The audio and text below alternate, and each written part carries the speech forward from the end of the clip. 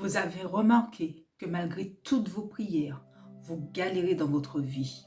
Vous avez du mal à joindre les deux bouts, à être heureux, à être épanoui, à avoir une vie de famille épanouie. Aujourd'hui, je vais vous expliquer pourquoi vos prières sont un frein à votre expansion. Je vais vous expliquer pourquoi vos prières sont un frein à votre bonheur. Pourquoi la manière dont vous priez vous empêche d'être plus heureux et au contraire attire certains déboires dans votre vie. Et je vais le faire à partir de la prière, le Notre Père, parce que c'est l'une des prières les plus connues. Je suis Diana Marie Sainte, je suis thérapeute et j'ai remarqué que beaucoup de mes clients qui viennent me voir ont des blocages ou des maladies qui se développent parce que les prières qu'ils font mettent des limites à leur bonheur. Ce qu'il faut savoir, c'est que les mots que vous employez ont un impact sur votre vie. D'ailleurs, Mère Teresa elle-même disait qu'elle ne participait pas aux manifestations contre la guerre, mais plutôt aux événements pour la paix. La première fois que j'ai entendu cette phrase, je me suis dit, mais elle est bête ou quoi? Elle est stupide ou quoi? Parce que c'est exactement la même chose. Mais en fait, quand je me suis formée et que j'ai compris l'importance des mots sur l'inconscient, mais aussi sur le corps, sur l'énergie qu'on envoie dans nos prières, j'ai compris la nuance entre la manifestation contre la guerre et la manifestation pour la paix. Donc on va commencer avec le Notre Père. Notre Père qui êtes aux cieux, que ton nom soit sanctifié, que ton règne vienne, que ta volonté soit faite sur la terre comme au ciel. Donne-nous aujourd'hui notre pain de ce jour. Jusque-là, ça va. Pardonne-nous nos offenses, comme nous pardonnons aussi. Alors là, quand on dit pardonne-nous nos offenses, qu'est-ce que c'est que les offenses? Ça déjà, selon la croyance que l'on a, selon la perception que l'on a des offenses, ça peut créer un blocage. Mais ce n'est pas ce qui va être le plus dramatique, j'ai envie de dire. Pour certaines personnes, ça le sera plus que pour d'autres, mais quand je vous dis quand on parle des offenses, déjà là, il faut commencer à se poser des questions par rapport à ces offenses-là. Je ne sais pas si on est en mesure, si on est en capacité d'offenser Dieu. Donc, pardonne-nous nos offenses comme nous pardonnons aussi. Alors, c'est peut-être quand on offense quelqu'un. Mais en même temps, la perception, on peut dire quelque chose de gentil à quelqu'un qui a offensé la personne parce que c'est la perception que cette personne a de ce qu'on lui dit ou de ce qu'on lui fait qui est offensant. C'est pas ce qu'on dit ou qu'on fait qui est offensant, mais c'est la perception que la personne elle a de ce qu'on lui dit ou de ce qu'on lui fait. Pardonne-nous nos offenses comme nous pardonnons aussi à ceux qui nous ont offensés. Et ne nous soumets pas à la tentation.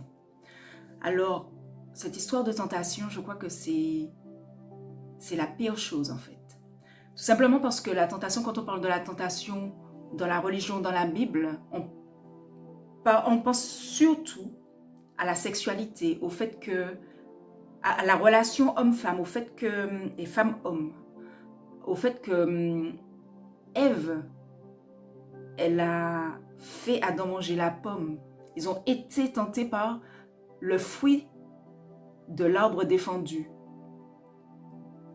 Donc, ça a un lien avec la sexualité. Ça veut dire que, quelque part, dans l'inconscient, on allie la sexualité, la relation homme-femme, femme-homme, à une tentation, à quelque chose de mal, de mauvais. Parce que quand ils ont mangé le fruit de l'arbre, ils ont eu une vision plus claire, ils se sont vus nus et tout. Du coup, ça met des freins à la sexualité. C'est là où ça peut être dangereux et problématique. Parce que quand on lit la sexualité, la plus belle chose de la vie, pourquoi? Parce que c'est quand même par ce moyen qu'on peuple la terre que Dieu nous a donnée. C'est quand même par ce biais, par la sexualité, qu'on procrée, qu'on se reproduit, qu'on se multiplie, qu'on scelle notre amour. Alors oui, il y a le mariage, mais quand deux personnes s'unissent, ça crée une troisième personne. Donc, est-ce que vraiment Dieu aurait mis la sexualité, ce moyen de reproduction, comme quelque chose de mal? Donc, quand vous succombez à la tentation, par exemple, de prendre du plaisir quand vous faites l'amour avec votre conjoint ou votre conjointe, quand vous avez dans votre inconscient cette prière qui vous dit de ne pas vous laisser succomber à la tentation et que finalement vous succombez au plaisir, il y a une espèce de quelque chose qui ne va pas. Parce que entre votre tête et votre corps, il y a une scission. Votre corps a envie de prendre du plaisir, mais votre cerveau vous dit non, ne succombe pas à la tentation. Et donc, c'est pour ça que beaucoup de femmes, surtout que Ève est la cause de la tentation et donc de tous les maux de la terre. C'est pour ça que beaucoup de femmes ont donc des soucis dans leur sexualité ou dans leur sphère génitale, dans toutes les parties de leur corps qui sont liées à la sexualité. La poitrine, l'utérus, le vagin, le vaginisme, par exemple. Parce que si vous succombez à la tentation, c'est quelque chose perçu comme mal. Il y a aussi la tentation de la nourriture. Pourquoi ce qui est censé nous faire nous sentir bien devrait être quelque chose de mal? Succomber à ce petit carré de chocolat, ce petit plaisir. Pourquoi ça serait mal alors que le chocolat, par exemple, ça vient d'un arbre créé, mis sur terre par Dieu. C'est lui qui a donné aux hommes la possibilité de trouver comment transformer cet élément pour en faire quelque chose de plaisant. Donc quand on vous dit ne succombe pas à la tentation, c'est surtout ne succombe pas à ce qui pourrait te faire plaisir. Et c'est là qu'en disant cette phrase, vous créez chez vous un blocage au plaisir, au bien-être et que vous vivez surtout des situations dans lesquelles vous allez vous sentir mal. Imaginez une femme qui a envie de tester la position de la levrette quand elle fait l'amour avec son mari. Elle va se dire non, c'est mal, c'est perçu comme mal. La position classique, normale, c'est le missionnaire. Donc si je m'autorise à essayer autre chose, d'un peu plus dévergondé, qui sort des limites, ce sera mal vu. Et là, elle va bloquer son plaisir. Elle va créer des douleurs vaginales, des douleurs menstruelles, du vaginisme, et je ne sais quoi d'autre comme maladie. Parce que elle refuse ce plaisir. Non, il faut être dans la douleur. Elle va souffrir durant ses grossesses et ses accouchements. Parce que il ne faut pas céder à la tentation. La tentation, c'est le plaisir. C'est vu comme le plaisir, c'est vu comme étant la tentation.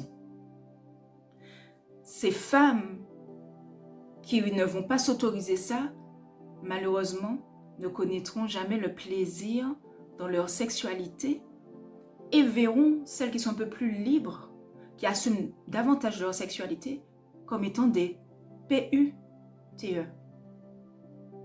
Alors que non, ces PUTE assument juste ce que Dieu leur a donné. la possibilité de faire de leur corps, de leur temple, un lieu de plaisir et de bien-être.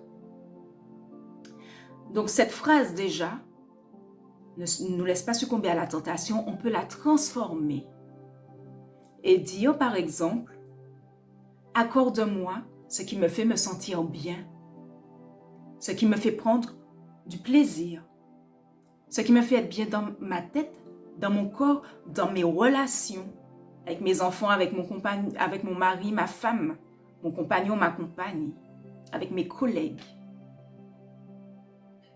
Ne nous laisse pas succomber à la tentation, donc on peut remplacer cette phrase, mais délivre-nous du mal.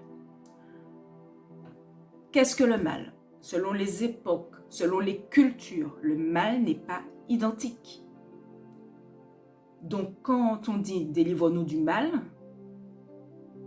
ça peut être tout et n'importe quoi.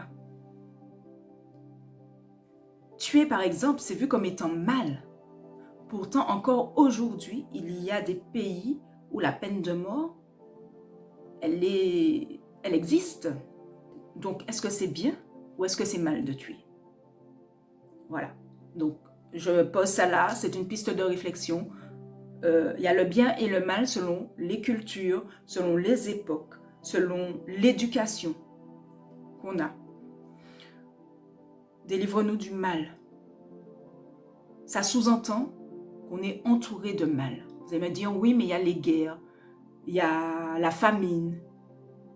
Il y a les guerres, il y a la famine, mais ça profite à certaines personnes, donc c'est pas forcément mal. Les personnes qui vendent des armes, pour elles, ce n'est pas mal qu'il y ait la guerre, au contraire, c'est quelque chose de positif pour leur business.